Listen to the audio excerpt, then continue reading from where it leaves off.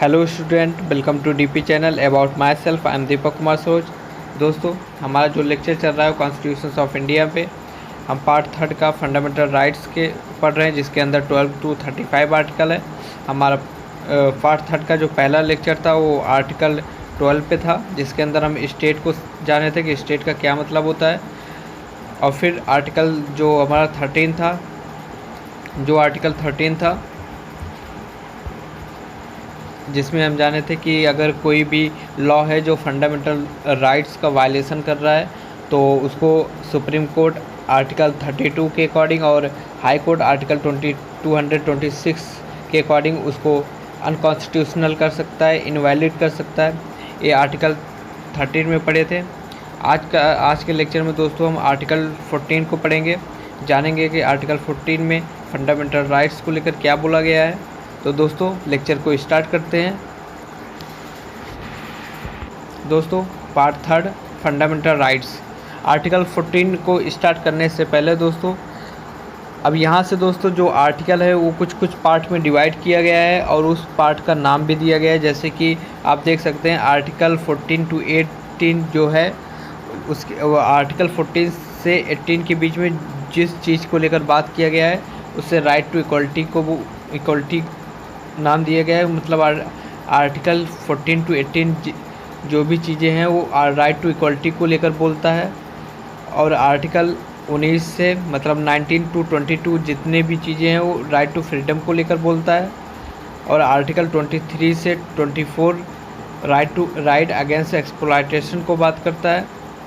और right to freedom of religious article जो 25 to 28 है, उसमें जो भी बात किया गया है वो right to freedom of religious को लेकर बात किया गया है। और cultural and educational right article जो 29 to 30 है, उसमें जो भी चीज़ें बोली गई हैं या जो भी चीज़ें बताई गई है वो कल्चर और एजुकेशनल राइट्स को लेकर बोला गया है। और आर्टिकल 32 जो जिसकी बात हम अभी भी कर रहे थे कि मतलब आर्टिकल 13 में भी बोला गया था कि मतलब अगर कोई भी चीज़ें, कोई भी लॉ है, कोई भी लॉ बनाया गया है जो कि फंडामेंटल राइट्स का वायलेशन कर रहा है, तो जो हमारा सुप्रीम कोर्ट होगा वो आर्टिकल 32 के अकॉर्डिंग मतलब आर्टिकल 32 को यूज करके वो उस लॉ को इनवैलिड कर सकता है, अनकॉन्स्टिट्यूशनल कर सकता है। तो ये आप राइट टू कॉन्स्टिट्यूशनल रेमेडीज में जानेंगे। तो दोस्तों, ये आपके फंडामेंटल राइट्स हैं जो डिवाइड किए गए हैं कुछ कुछ पार्ट में। तो यहाँ से दोस्तों हम राइट टू इक्वलिटी से स्टार्ट करेंगे, जिसमें आर्टिकल 14 को कवर करेंगे, फिर 15 को, फिर 16 को, फिर 17 को, फिर 18 को। फिर उसके बाद राइट टू फ्रीडम में आएंगे, फिर आर्टिकल 19 को कवर करेंगे, 19 से 22 को। तो दोस्तों हमारा अब हम स्टार्ट करते हैं राइट टू इक्वलिटी, जिसके अंदर आर्टिकल 14 को कवर करते हैं। राइट टू इक्वलिटी दोस्तों, जो आर्टिकल 14 to 18 जो भी आर्टिकल जो 14 to 18 है वो राइट टू इक्वलिटी को बात करता है। तो अब हम जानते हैं दोस्तों आर्टिकल 14 क्या कहता है। आर्टिकल 14 कहता है दोस्तों आर्टिकल 14 जो है equality before law and equal protection को लेकर बात करता है। तो हम जानते हैं दोस्तों, जैसे कि आर्टिकल 14 है तो आर्टिकल 14 कहता है कि स्टेट, पहले आप स्टेट का मतलब ये हमारा जो स्टेट है इससे मत रिलेट करिएगा। आर्टिकल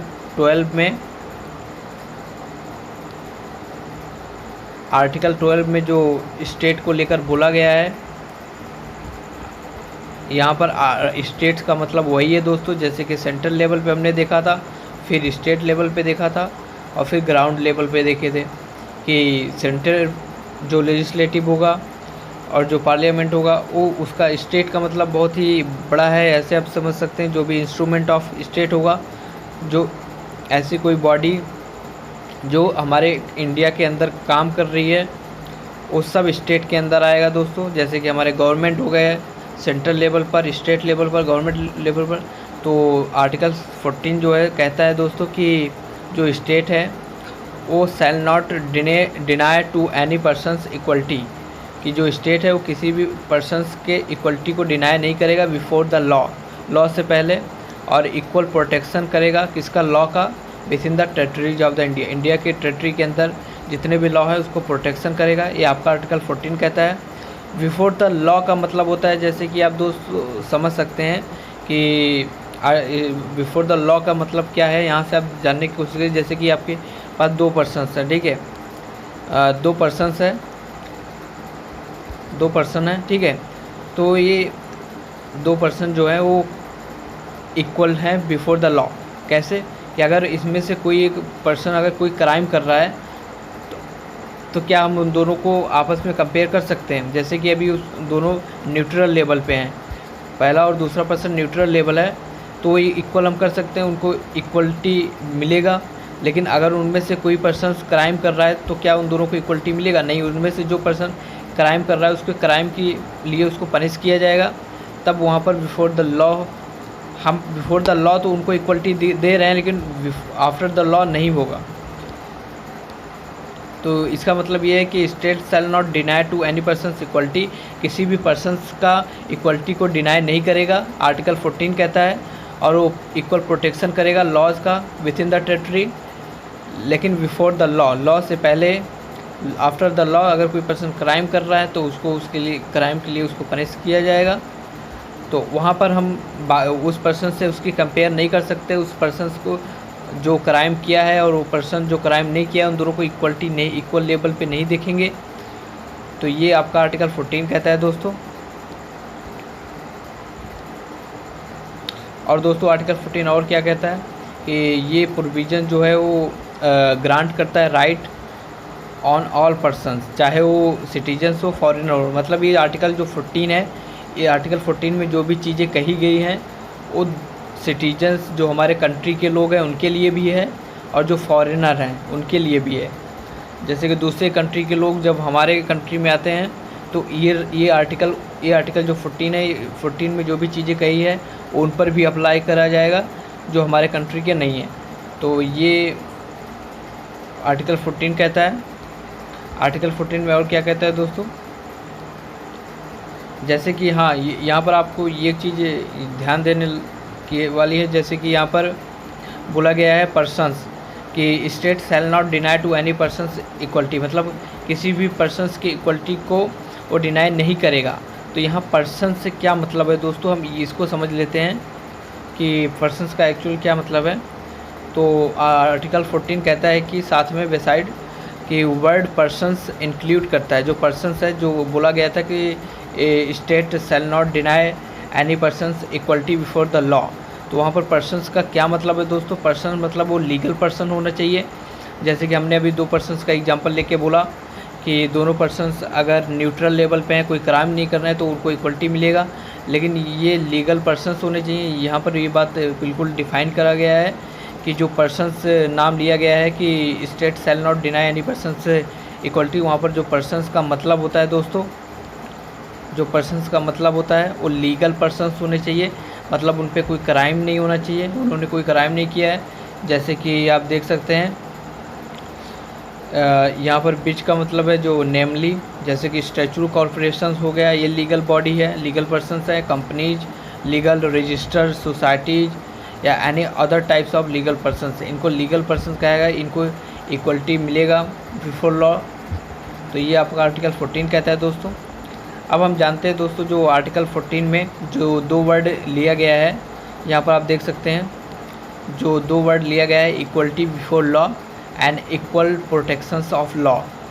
ये इक्वलिटी बिफोर लॉ, अब हम जानेंगे दोस्तों कि इक्वलिटी बिफोर लॉ कहाँ से इसको डेराइव किया गया है, ये वर्ड हमारे कॉन्स्टिट्यूशन में इसको कहाँ से लिया गया है, और इसका इक्वलिटी बिफोर लॉ के अंदर इसका एक्चुअल मीनिंग क्या होता है।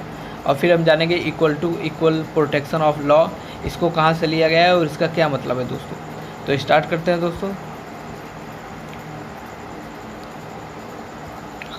Concept of equality before law, ये दोस्तों आपका ब्रिटिश ओरिजिन है, इसको ब्रिटिश से लिया गया है हमारे कॉन्स्टिट्यूशंस में। और इसका जो कंसेप्ट है इक्वलिटी बिफोर लॉ, इसका क्या मतलब होता है दोस्तों, तो इसमें कहता है कि मतलब एब्सेंस होना चाहिए any special privilege in favour of any persons. मतलब जैसे कि रिचनेस और पुअरनेस नहीं होना चाहिए। ये इक्वलिटी तभी मिलेगा लोगों को दोस्तों जब उनके बीच में इक्वल हो, कि ये नहीं कि उनकी बातें सुनी जाएगी क्योंकि उनके पास ज़्यादा पैसा है, कानून उनकी बातें सुनेगा। ऐसा नहीं होना चाहिए। सबको इक्वलिटी मिलनी चाहिए, सबको इक्वल पॉइंट ऑफ व्यू से देखना चाहिए कि सब every persons citizens of India, तो एवरी पर्सन के पास मतलब जो भी राइट होगा, जो भी लॉ अप्लाई किया जाएगा वो सब पे इक्वल अप्लाई किया जाएगा।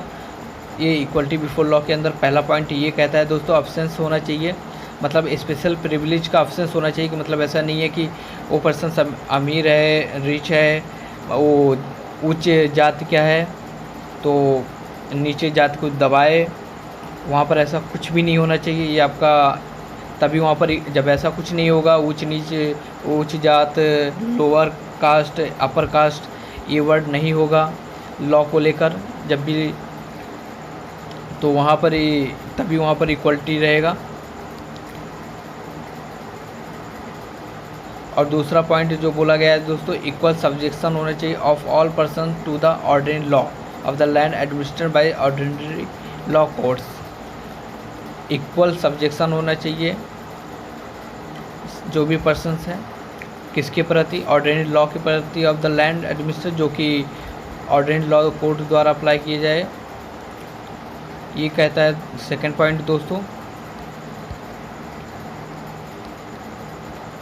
और थर्ड पॉइंट जो है कहता है कि कोई भी पर्सन्स चाहे वो रिच हो, जैसे कि स्पेशल प्रिविलेज की बात बोला गया है कि चाहे वो रिच हो या पुअर हो या हाई हो या लो हो या ऑफिशियल हो या नॉन ऑफिशियल हो, कोई भी पर्सन्स लॉ से बड़ा नहीं है, लॉ से अबव नहीं है। ये आपका इक्वलिटी बिफोर लॉ का सी पॉइंट कहता है कि ये तीनों पॉइंट जहाँ पर एग्जिस्ट करते हैं वहाँ पर इक्वलिटी बिफोर लॉ होगा ही, कि कोई भी पर्सन्स जो चाहे वो रिच हो, पुअर हो या अपर कास्ट का हो या लोअर कास्ट का हो या ऑफिशियल हो या नॉन ऑफिशियल हो, कोई भी पर्सन्स जो है वो लॉ से बड़ा नहीं है। ये आपका इक्वलिटी बिफोर लॉ का मतलब कहता है दोस्तों। अब हम जानते हैं अब जानेंगे दोस्तों concept of equal protections of law. इसका एक्चुअल मीनिंग क्या है। इसको दोस्तों अमेरिका का जो कॉन्स्टिट्यूशंस है वहाँ से लिया गया है हमारे कॉन्स्टिट्यूशंस में इक्वल प्रोटेक्शन ऑफ लॉ को। अब हम इसका क्या मतलब है दोस्तों उसको समझते हैं। जैसे कि पहला पॉइंट है इसका कि equality of treatment under equal circumstance both in the privilege conferred and liability imposed by the law, कि चाहे वो इक्वल सर्कमस्टेंस में इक्वल ट्रीटमेंट होना चाहिए जो भी इम्पोज किया जाता है लॉ द्वारा, चाहे वो दोनों केस में मतलब प्रिविलेज कन्फर्ड में और लायबिलिटीज में, दोनों में मतलब इक्वल ट्रीटमेंट होना चाहिए under equal circumstance. Equal protection of law मतलब ये जो इक्वल सर्कमस्टेंस का मतलब है दोस्तों कि मतलब दोनों तरफ के चाहे वो प्रिविलेज हो या लायबिलिटी, दोनों में मतलब उनको इक्वल प्रोटेक्शन होना चाहिए, इक्वली नज़रिए से उनको देखा जाए, इक्वल ट्रीटमेंट हो। ऐसा नहीं कि मतलब वहाँ पर ये बात बिल्कुल नहीं आना चाहिए कि मतलब अपर कास्ट है लोअर कास्ट है तो अपर कास्ट को अच्छे से ट्रीट करो, लोअर कास्ट के लोगों को गलत तरीके से बोलो या कुछ भी गलत तरीके से उनको ट्रीट करो। मतलब ये जो भी सिचुएशन हो, जो भी सर्कमस्टेंस आए वहाँ पर चाहे वो अपर कास्ट का पर्सन हो या लोअर कास्ट का पर्सन हो, दोनों को इक्वल तरीके से ट्रीट करो। ये आपका पहला इक्वल प्रोटेक्शन ऑफ लॉ का पहला पॉइंट कहता है।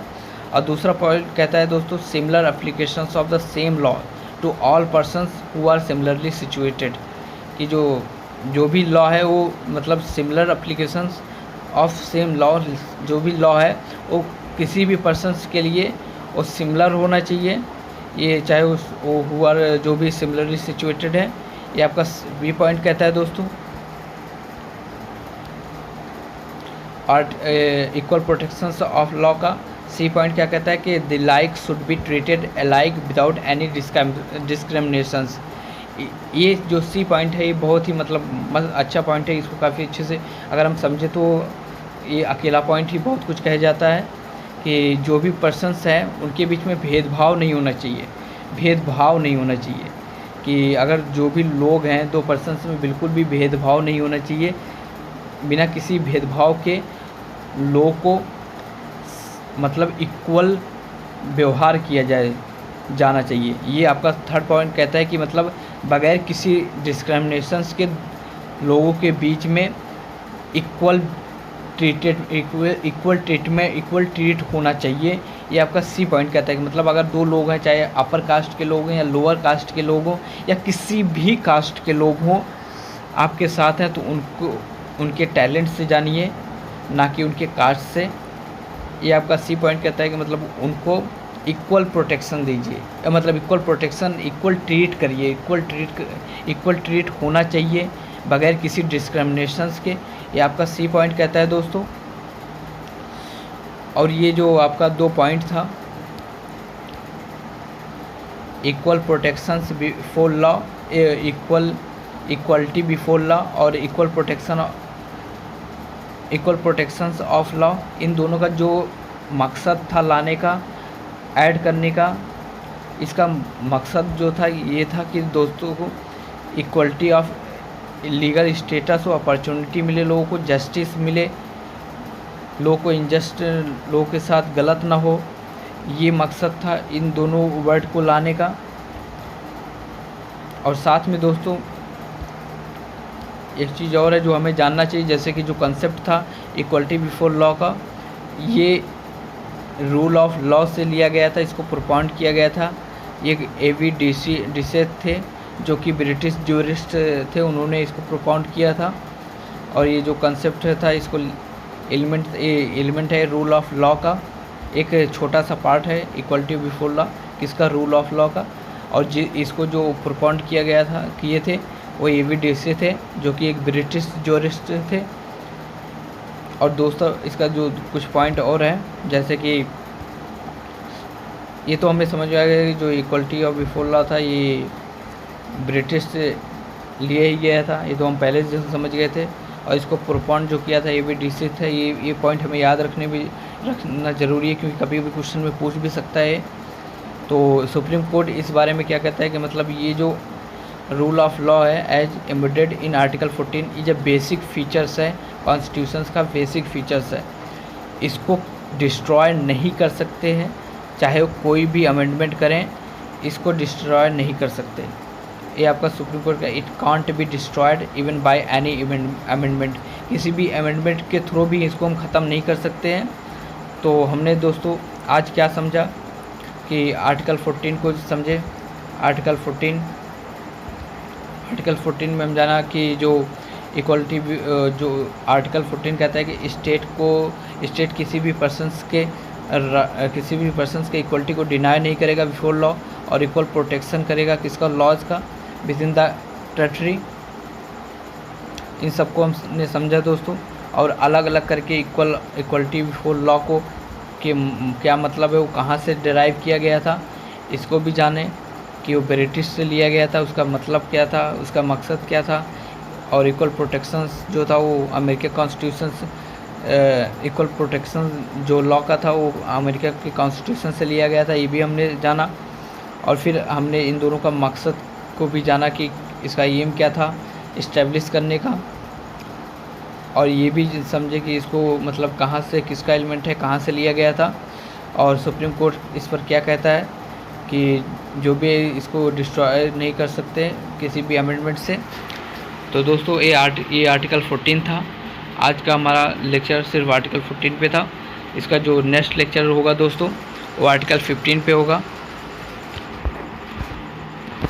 तो दोस्तों आज के लिए इतना ही। आप इस वीडियो को अपने दोस्तों के साथ शेयर कीजिए ताकि आने वाले वीडियो का नोटिफिकेशन, आने वाले लेक्चर का जो नोटिफिकेशन है वो आपको जल्द ही मिल सके। Thanks for watching. Please like, subscribe and share. Thank you.